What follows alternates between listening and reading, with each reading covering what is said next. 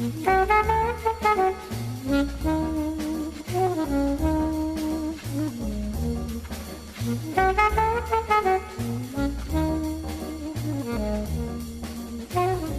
corredor da ala sul do Mercado Público de Florianópolis, encontra-se o balcão mais democrático do Brasil, o Box 32. Pioneiro na degustação de ostras e especializado em frutos do mar desde 1984, o Box 32 é ponto de encontro da cidade e atração turística. Famoso pelos pastéis com 100 gramas de recheio, pelos seus pratos com camarões, pela cachaça e pelo melhor chopp de Santa Catarina, está há 32 anos proporcionando incríveis experiências gastronômicas. Olá, do Box 32, do Mercado Público de Florianópolis, estamos começando mais um programa pela TV Com, canal 36. No programa de hoje, eu tenho uma grande novidade, que será apresentada pelo François Oetker, que é enólogo da Veuve Clicquot, que está no Brasil para o lançamento de uma grande novidade, que está aqui e ele vai falar sobre ela. François, obrigado por nos prestigiar essa visita, nós somos parceiros de vocês há muitos anos, temos orgulho disso, né? Antes de mostrar essa novidade e falar sobre ela e como a gente vai apreciar, eu gostaria de revelar um segredo. François foi um dos poucos privilegiados que provou um champanhe Veuve Clicquot que estavam num carregamento de um navio com destino à Rússia em 1840 no Mar Báltico. Elas foram recuperadas há quanto tempo? Foi em 2010. 2010. Somente 47 garrafas. 47 garrafas de Veuve Clicquot, sim. Uma eu vi em exposição lá na Veuve Clicquot. Sim, tem uma. Em Reims. Sim. E você teve o privilégio de beber uma. Um pouco, né? Todas. Como todas? Eu degustei todas. Como? Já beberam as outras? Sim, todas. Por que não me convidaram? Somos duas pessoas a ter degustado todas as garrafas. Só tem aquela que está lá? Só? Só tem uma que está? Só uma na Veuve Clicquot. As outras, tem uma parte que já foram vendidas. Sim. E outras ficam lá no governo do Mar Báltico, que são as ilhas Åland. Okay. Estão lá? São lá numa adega protegida. Preciosidades. Então, você que provou aquela preciosidade, qual a diferença daquela para as de hoje? Tem algumas diferenças. Uma grande diferença é a dosagem. Naquela época, o século XIX, era a época do champanhe mais doce. Atingimos níveis incríveis que hoje é difícil. Mais um licor? Quase, por exemplo, fizemos alguns envios de champanhe com 300 gramas por litro. Um litro, 300 gramas de açúcar? Mais ou menos tem quase um terço de açúcar, 2/3 de vinho, de champanhe. E hoje? É um xarope de champanhe. Mas as garrafas que encontramos, que eu degustei, 150. Metade disso, mas hoje o Brut da Veuve Clicquot é 15 vezes menos doce que o champanhe do Mar Báltico que eu degustei. Okay? Hoje... E ela se conservou porque lá é muito frio, né? Então ela entrou... O Mar Báltico era uma adega perfeita para esperar quase 200 anos. Por quê? Porque é muito frio, né? 4 graus no fundo do mar. Ela ficou em estado letárgico? Exatamente. Ficou dormindo? Exatamente. Hibernação. Ele ficou lá nos 170 anos, para ser preciso. Uma temperatura fria, no escuro total, 50 metros do Mar Báltico, está escuro total. Umidade 100%, sem odor, perfeito para manter, para guardar. A rolha era diferente? Como era? A rolha, não, bem semelhante a hoje, a rolha. Porque 1840 são quase 200 anos, 180 anos. Quase. Sim. E em termos de sabor, mesmo sendo doce, você gostou?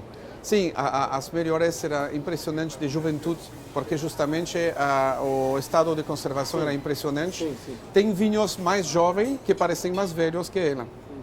E então, por exemplo, tinha aromas de flores brancas ou de cítricos, que são aromas bem frescos. Né?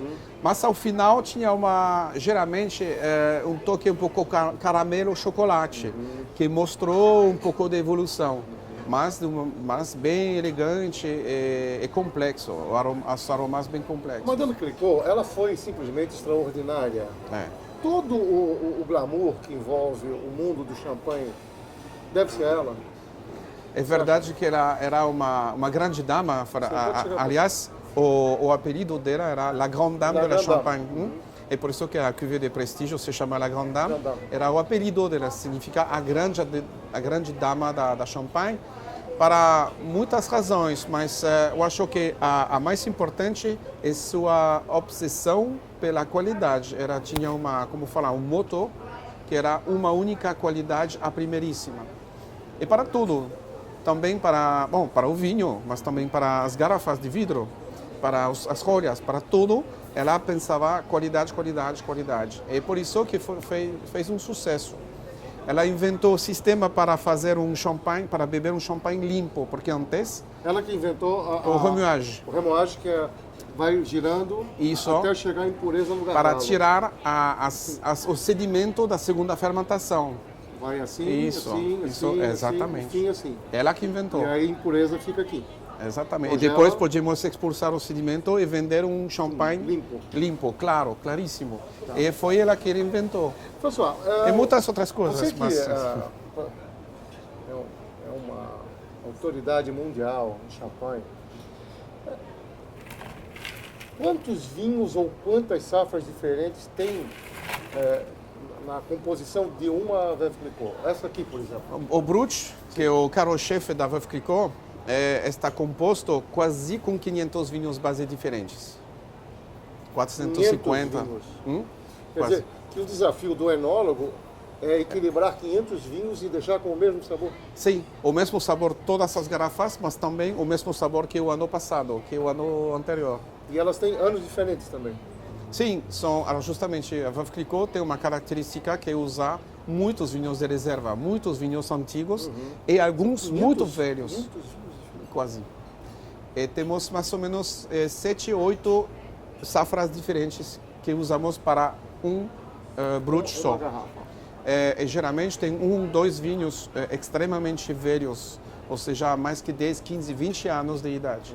Isso é típico da Clicquot. Tem casas que vão usar só 1 ou 2 anos de idade. Normalmente você tem que... Eu fui um dos privilegiados que recebeu da Dom Perignon uma Espírito do Século, que foi na virada de 2000, que era composta com os 10 melhores milésimes do século passado. Fizeram um vinho extraordinário, né? Mas fiquei surpreso de saber que tem 500 vinhos diferentes, com safras diferentes. E quantos enólogos trabalham para manter esse equilíbrio, para que ela saia igual a cada ano? Sim. Como? Quantas pessoas trabalham? Mais que 10 hoje. 10 enólogos.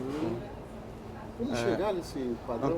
Degustamos cada manhã entre o fim da vindima até geralmente fevereiro, março. Depende se fizermos vintage ou La Grande Dame ou não. É vintage? Vintage é safrado. Safras extraordinárias em uma década. É isso. Normalmente, no máximo, 2. Depende das casas. É verdade que a Veuve Clicquot faz poucas safradas, poucos vinhos safrados. Quando é safrada, vai para a Grande Dame?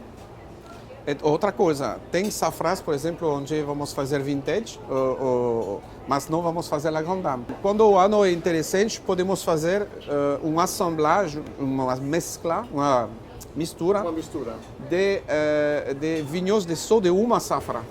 Então, neste caso, podemos colocar a safra, por exemplo, 2004. É um champanhe safrado, mas é muito raro. La Grande Dame é a nossa cuvée de prestígio, que sempre é safrada também, só quando o ano é muito bom, excelente. Mas Veuve Clicquot é uma casa que não lança muitas safrados. Fazemos safrados realmente quando tem extraordinário. Um muito bom, excelente ano e também com quantidade. Porque se o ano for bom, mas a quantidade um pouco fraca, preferimos guardar todos os vinhos para nosso carro-chefe. Então, quando tem a quantidade e a qualidade, lá podemos pensar a fazer um safrado e talvez um La Grande Dame. A cave da Veuve Clicquot é uma das mais belas que eu já visitei. Ela tem as suas, como se fossem igrejas, com a ventilação. Né? E ali dentro, Quantas mil garrafas tem descansando sempre lá? Posso falar em anos de estoque, porque para fazer uma garrafa de brut precisamos de 3 anos. Ou seja, entre a colheita e o consumo aqui em Florianópolis, por exemplo, pelo menos tem 3 anos que passa. De lá até aqui. Então, também tem safrados que são muito mais velhos, tem Lagondam ainda mais velhos, mais ou menos temos 4 anos de estoque. Quantas garrafas representa isso? Bastante. Normalmente mais que o capital de um banco. Depende do banco. Sim, sim. Vou aproveitar a sua estada aqui para tirar dúvidas. É verdade que a gente deve conservar o champanhe em pé? Não, na verdade fizemos estudos sobre isso e não notamos de diferença entre pé e deitadas. Em termos de degustação às cegas, tipo, fizemos degustações científicas e ninguém podia notar a diferença entre as garrafas que foram conservadas deitadas ou de pé. Agora, de pé, que é bom é evitar o contato com a rolha, que podemos evitar odor de rolha. Só que você já viu uma adega que está adaptada para conservar todas as garrafas de pé? Eu nunca. Só a minha. Assim? Não, Mas é excepcional. Champanhe, Porque todas as adegas são feitas para deitar as garrafas. Mas você me convenceu com essa novidade, porque não tendo contato com a rolha, você elimina o risco de ter... Sim, porque o mais contato tem com a rolha, a maior probabilidade de ter um defeito de rolha. Porém, o defeito de rolha, a Veuve Clicquot, por exemplo, é relativamente fraco, uma garrafa cada 50. Que é pouco, mas ao mesmo tempo existe. Sim. Mas é pouco porque fazemos um controle de cada lote de rolhas. Controle qualitativo. Então, não evita 100%, mas já avaliamos uma divisão de 2, o risco de odor de rolha. Que já é bom, já vale a pena. Quem é o bebedor de Veuve Clicquot? Quem bebe? Quem é? Porque a Veuve Clicquot, quem bebe ela não troca. Qual é o motivo? Claro. Qual o motivo disso? Eu acho que a Veuve Clicquot tem um caráter forte. Todos os vinhos, os champanhes da Veuve Clicquot têm uma maioria de Pinot Noir, que é um grande uva tinta, que dá uma boa maciez. Então, as pessoas que gostam de Clicquot gostam de sentir um volume na boca, né? Um volume. Também, como eu falei, tem muitos vinhos, alguns muito velhos, muito antigos, de safras diferentes. Então, é um vinho muito complexo. Os aromas têm aromas de castanhas, de pão, de brioche tostados, de frutas frescas, de geleia, de flor, muitas coisas. E as pessoas, os aficionados da Veuve Clicquot gostam desta complexidade. E também tem uma grande persistência na boca. Ok. E por isso que os aficionados gostam da Veuve Clicquot e não podem beber outra coisa. É verdade, eles são fiéis. Bem, a gente vai dar uma paradinha e volta já para o lançamento desta novidade da Veuve Clicquot no Brasil. Fique conosco. Localizado no Ribeirão da Ilha, encontra-se um lugar que encanta a todos, o restaurante Ostradamus. Um espaço que chama a atenção pela riqueza de detalhes e a culinária local. Se você ainda não conhece, vale a pena apreciar um bom vinho da belíssima e variada adega, escolher um prato e desfrutar de uma vista incrível. Aos que já conhecem, eu tenho certeza que voltarão sempre. Ostradamus.